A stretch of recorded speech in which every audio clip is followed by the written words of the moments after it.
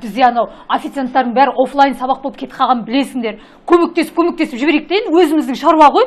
Содан кейін күліп тұршы, Бағлан, айналайын келген адамға күліп қарсы алу керек. Табағыңа емес, қабағыңа қарайды қазақпыз. Мен қазір клиент болып келем, екеуің күліп қарсы алыңдар мені. Түсіндіңдер ма? Барыңдар бар. Бұш тез дайындалсыңдаршы.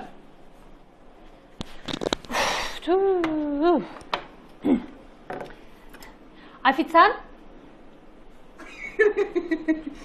Саламатсыз, қош келдіңіз. Добрый день. Ойбай, біз бүйтіп адам болмайтын шығар.